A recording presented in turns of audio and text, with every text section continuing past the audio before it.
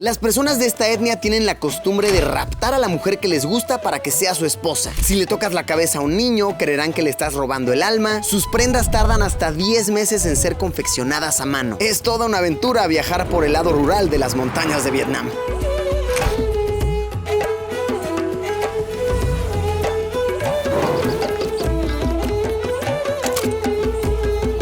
Point Oi, Majeñe, los acabo de saludar en idioma local Yao porque hoy nos hemos adentrado por las comunidades montañosas del norte de Vietnam para convivir de cerca con personas pertenecientes a la etnia de los Yao rojos. Esta etnia, que a la fecha aún es bastante numerosa, compuesta por unas 2 millones de personas, se esparce a lo largo de China, Vietnam, Laos y Myanmar. Justo estamos a las afueras de una ciudad llamada Sapa, así es como tu amiga la chismosa, toda una zapa, y nos estamos movilizando en motocicleta, apreciando estos divinos pero preciosos paisajes, saludando a esta gente que por sus sonrisas intuyo que es muy pero muy cálida. Venga, continuemos la travesía, ya empieza la lluviecita sabrosa, se aprecia porque si el calorón se pone pesadito por aquí en esta temporada del año. No se diga más, la preciosa etnia de los Yao rojos nos espera, vamos a darle.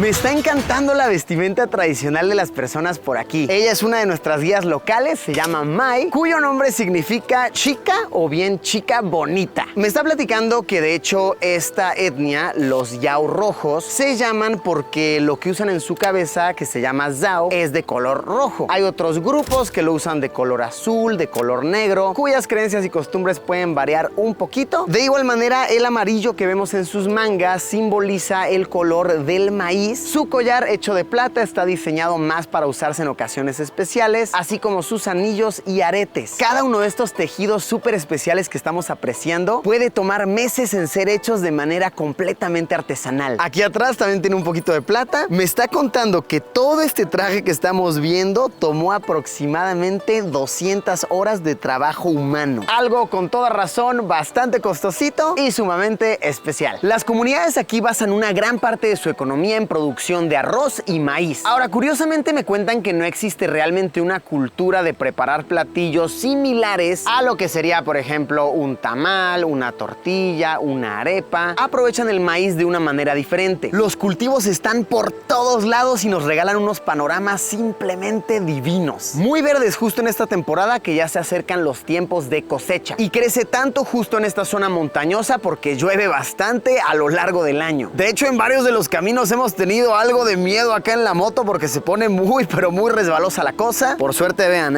tengo aquí mi casco de Hello Kitty que cualquier cosa protegido, ¿ok? Protegido por el poder de Hello Kitty. Mi chofer trae un casco de los ositos cariñositos. ¡Qué belleza! ¡Qué divinura! Ventaja de que llueva muchísimo, aquí le sobra agua. Nos ha tocado ver cómo incluso tinacos en casas están chorreando. Un recurso muy valioso que por suerte tienen a rebosar. Desventaja del exceso de lluvia. Aquí hay muchísimos mosquitos, ocasionando que en la población no sean para nada inusuales enfermedades como el dengue o mucho peores. Y sinceramente no es como que tienen muchos centros de salud. También me está llamando la atención que la mayoría de los perritos que se ven así en los caminos, en las calles, son similares a lo que podría ser tal vez un perro como un Shiba Inu, como un pequinés muy grandote, obviamente muy mezclados. Un perro que con esa apariencia de nuestro lado del mundo te lo venderían carísimo. Aquí es de lo más normal, de lo más cotidiano. El principal animal que se cría por aquí es el búfalo de agua. Sumamente útil, pues como su cultivo principal es el arroz, necesitan a un animal que se pueda mover eficientemente en panoramas pantanosos. Este animal lo usan tanto para trabajar como para comérselo. De hecho, en estas aldeas es que se prepara de una manera muy auténtica la famosa y controversial sopa de caca, que consiste en aprovechar hasta el último recurso del animal. Eso de hecho lo documentamos parcialmente para Luisillo el Gordillo, pero sí, pasa muy a menudo. Vaya dato curioso,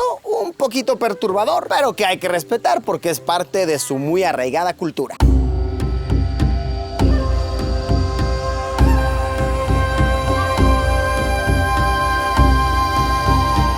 Para estas comunidades aledañas existen dos escuelas. A mis espaldas podemos ver una de ellas, la cual a la fecha está cerrada porque estamos visitando en temporada vacacional. Se me comenta que la mayoría de los niños sí que acuden al colegio, en donde se les enseña a hablar vietnamita, pues por supuesto todos nacen hablando ya sea Yao o Hmong, las dos lenguas principales. Y ahora, a pesar de que sí la mayoría de los niños van a la escuela, hay que mencionarlo, como en muchos lados, acá se ven a muchísimos niños trabajando, niñas de 5 años cargando a sus hermanitos bebés en la espalda, un escenario que tristemente sigue pasando en muchísimas partes del mundo. Pero sí, a grandes rasgos, las comunidades se preocupan porque la mayoría de los niños tengan estudios, y cabe recalcar que al ser pertenecientes a etnias llamadas como minoritarias, tienen acceso a educación completamente gratuito, todo desde libros hasta lo que se le paga a los profesores va completamente subsidiado. Mis guías aquí locales están preocupadísimos, me andan haciendo bajar esto como niño chiquito, porque ahorita casi me doy un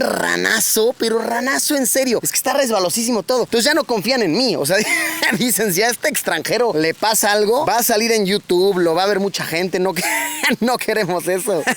Ahí está, fíjense por dónde caminan.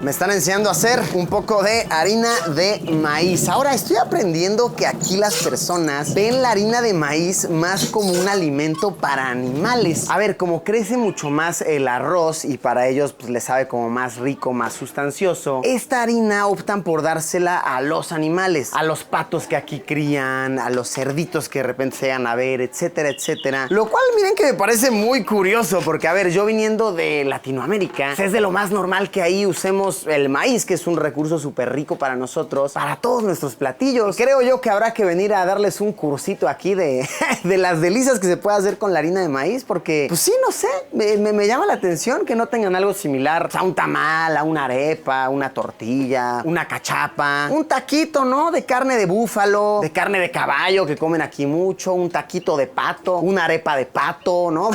Pues se vale. No sé, me está llamando mucho la atención que vean el maíz como un alimento para animal. Miren, contrastes en el mundo, es lo que es. Me están dando permiso de entrar aquí a una casa, a una familia, que me están explicando aquí, según las creencias locales, tienes que ser muy cuidadoso de no pisar el borde debajo de la puerta, porque esto podría significar que traes como malas vibras, malos espíritus incluso, de afuera. De igual manera, por eso se suelen colocar este tipo de telas, de papeles aquí en el borde de la puerta, y tienes entonces que agacharte, levantar, y de esta manera no estás trayendo nada malo de afuera. Por acá podemos ver un altar que tienen. De igual manera, como en la mayoría del territorio vietnamita, hay mucha creencia de que tus seres queridos están en el más allá, en el otro plano, hay que respetarlo. Y por acá podemos ver uno de los dormitorios que, por supuesto, tiene un gran mosquitero, y la cocina de la casa. Estoy aprendiendo un poco sobre la temática de los matrimonios, que está muy interesante y un poquito perturbador. Y es que verán, en estas aldeas conviven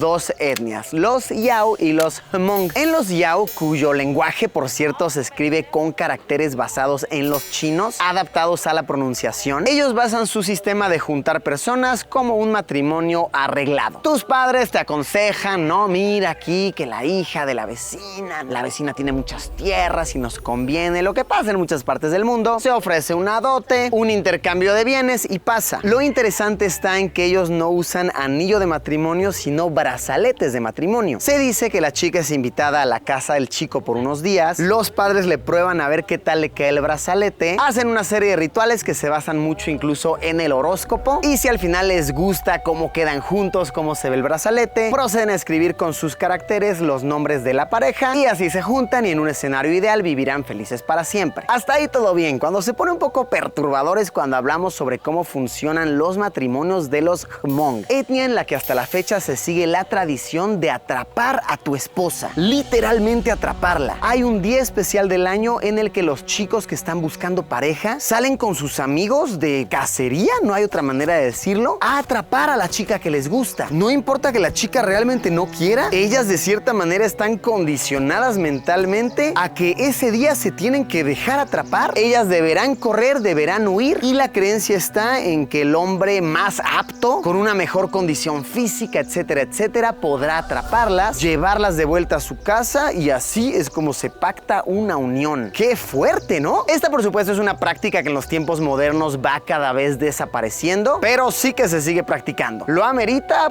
¡Puf! Vaya que lo hace. Muchas personas en esta región del mundo salen literalmente a atrapar a sus esposas, en ocasiones incluso contra su voluntad. Vaya dato bastante perturbador. Un gran beneficio migratorio que tienen las personas pertenecientes a las etnias de esta región es que pueden cruzar la frontera de China y viceversa sin pasaporte. Solo se muestra un papel que se les otorga al nacer en estas tierras. Esto porque como hay una fuerte presencia de las etnias del lado chino, el impedirles la libre movilidad entorpecería la preservación de la cultura y las tradiciones. Vaya, una persona de una etnia del lado vietnamita se puede casar con otro del lado chino sin ningún tipo de papeleo extra ni trámites complicados. Pueden ir y venir a su antojo, incluso eventualmente mudarse. Otro aspecto que muestra la relación que tienen con China es que varias de las lenguas locales se escriben con caracteres chinos adaptados a la pronunciación local. Algo como lo que sucedía con el vietnamita en general hasta por ahí del siglo XVII, cuando se cambiaron al alfabeto romano. Muestra de que una frontera política, sin importar qué tan fuerte pueda ser, jamás tendrá más peso que una frontera cultural.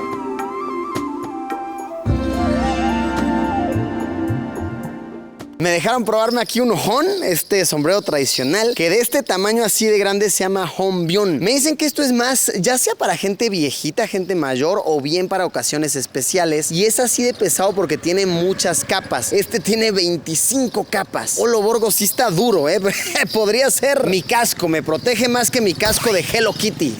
Esto realmente lo pueden usar tanto hombres como mujeres, pero sí que es evidente que se ve mucho más en mujeres. ¿Y qué tal? ¿El saquito típico? No, hombre, sí está, pero bien caliente, la verdad, sí se asa uno. La querida Mai, nuestra guía, nos invitó a su casa a probar un pepino, pero enorme pepino, que viene siendo realmente como un pepino melón. Está muy curiosito. Y un vinito de arroz, viene siendo como un sake, como un soyu, pero completamente artesanal y fuertecito. Oigan, qué amigable es la gente aquí. A ver, comunicarse evidentemente es una misión muy difícil. Por suerte traemos acá guías, pero se acercan, te sonríen, los niños son muy lindos. Aunque me dicen que a la hora de saludar a un niño tienes que ser muy cuidadoso de no tocarle la cabeza, porque la creencia local es que cada niño tiene 7 almas y cada vez que un extraño le toca la cabeza podría estarle chupando un alma, porque es alguien desconocido, es alguien con quien no hay confianza. Así que miren, para que aquí las personas no se malviajen, no se hagan ideas erróneas, mejor no tocarles la chollita.